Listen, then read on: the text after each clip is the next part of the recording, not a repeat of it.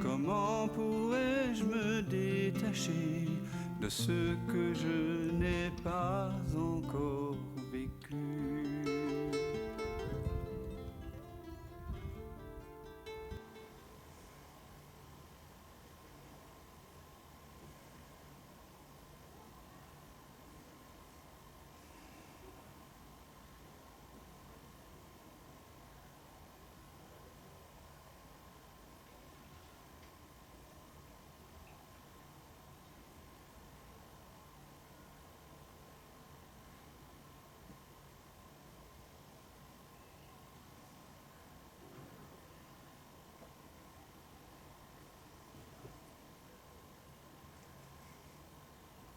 Le silence qui se révèle n'est pas simplement une absence de mots, une absence de perception, de son.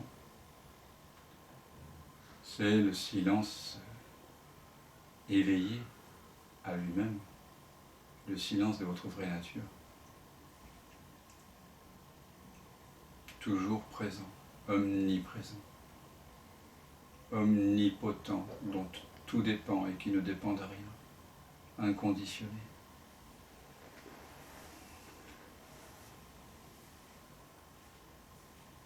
Omniscient, qui connaît tout, ce par quoi tout est connu.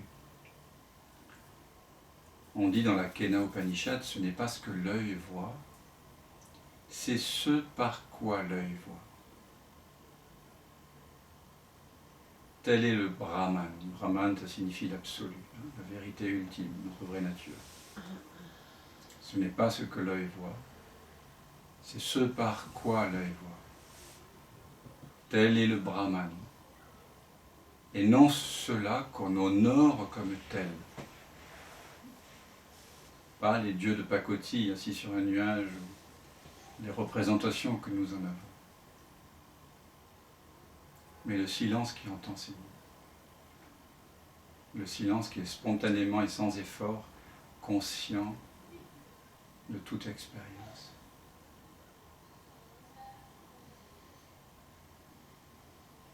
Ce n'est pas ce que l'oreille entend. Ce n'est pas le mantra lui-même.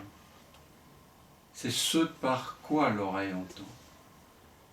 Tel est le Brahman. Et non cela qu'on honore comme tel.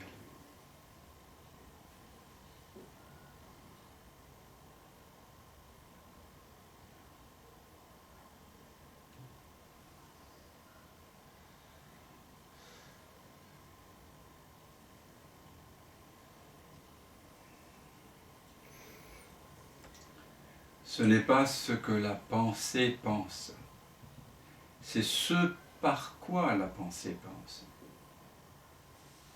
Tel est le Brahman, et non cela qu'on honore comme tel.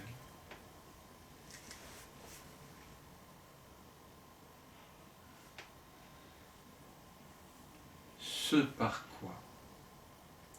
Kena, en sanskrit, veut dire ce par quoi. Upanishad signifie être assis auprès du maître. Le maître ultime étant le soi, le silence. Donc c'est l'Upanishad, c'est être assis auprès du maître qu'est le, ouvrez les guillemets, le ce par quoi. Ce par quoi tout est connu. C'est toujours cette même invitation, dans toutes les traditions authentiques, à ramener l'attention à sa propre source, comme nous l'avons fait avant le déjeuner, en pointant vers le doigt, vers ce par quoi le monde est perçu.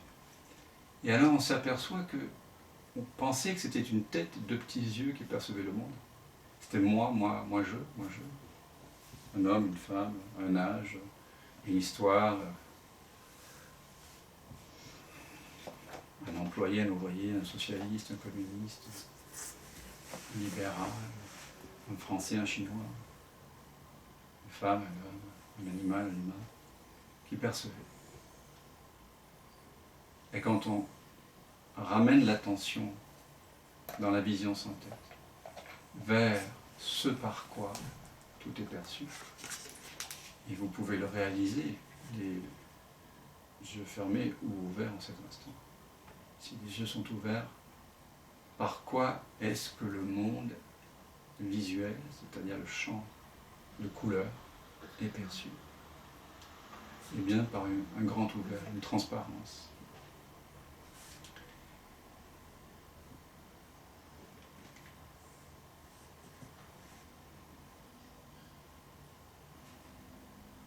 Évidemment que la transparence et les couleurs, ultimement, ne sont pas séparées. Et seule la transparence est réelle. C'est-à-dire tout le temps. La couleur change. On le voit,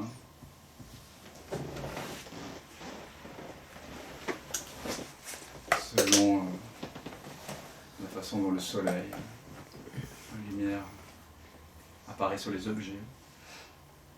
Il y a une belle démonstration de ça à Orsay.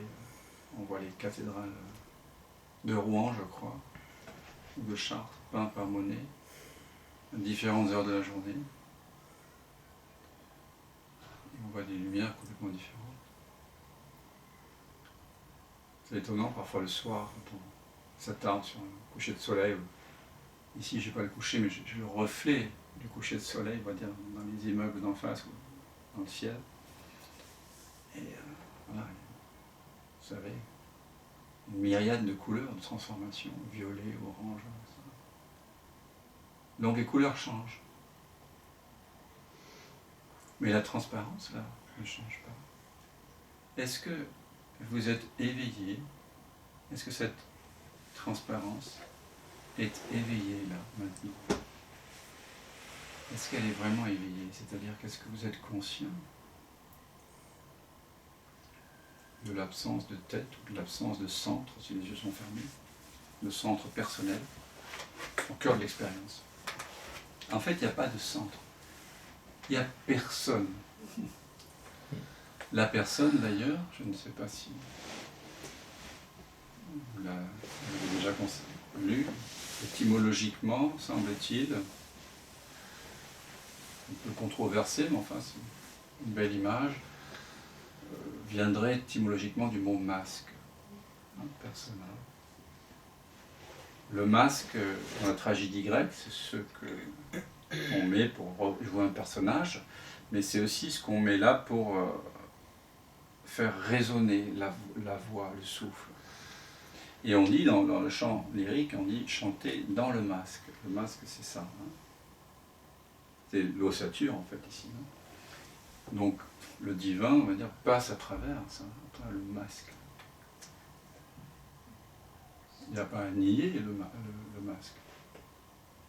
Mais le masque, c'est pas ce que je suis. À 0 cm de moi, je ne suis pas un masque. Mais c'est ce qui me permet de parler, ce qui me permet d'être vu, d'être en relation et de vivre une vie d'humain.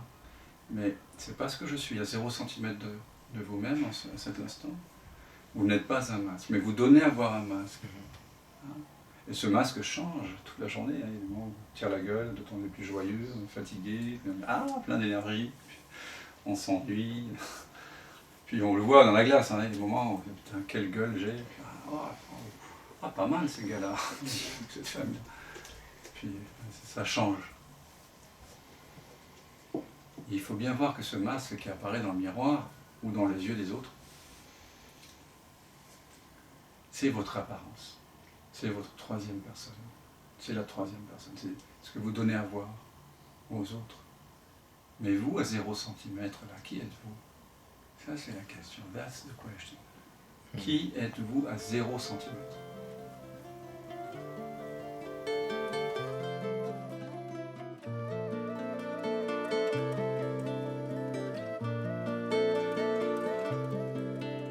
On ne peut lâcher que ce que l'on a tenu. Mais comment pourrais-je me détacher de ce que je n'ai pas encore vécu.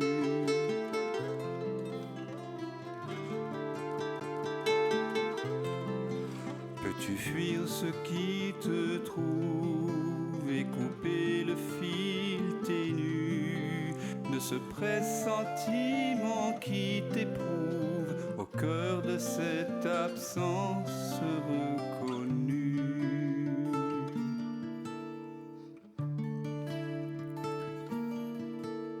Ceux qui s'obstinent pendant le sommeil, ce que tu sens juste après le réveil, garde la fleur des dérives à la saveur d'autres rives, à la candeur de l'éveil. Ce qui te rêve t'arrive.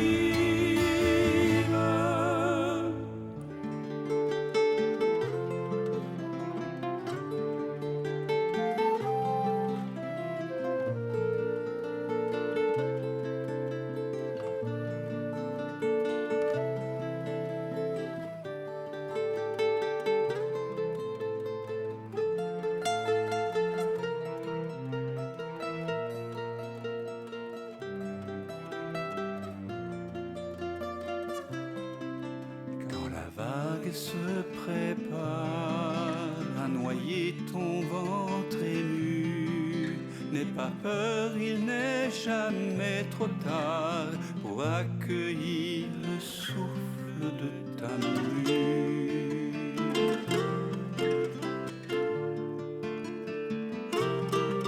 Le passé n'existe pas quand le cœur est mis à nu. En quittant le vu pour vraiment voir, tu cueilles en toi ce monde entreaperçu.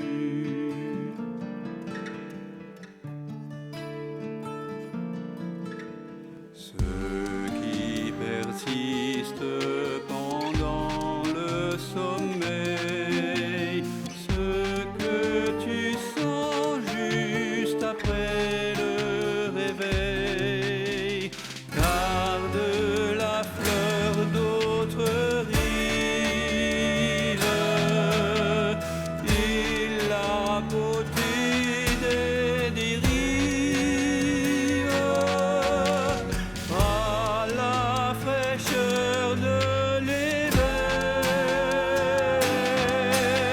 Ce qui te rêve t'arrive.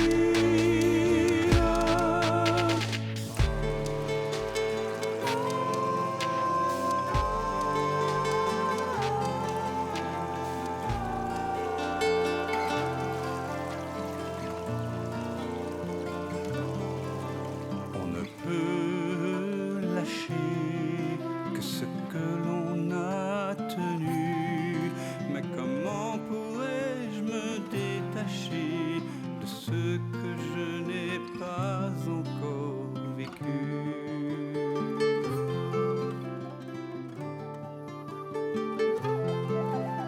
Pour renouer avec ce fil ténu qui nous relie, c'est un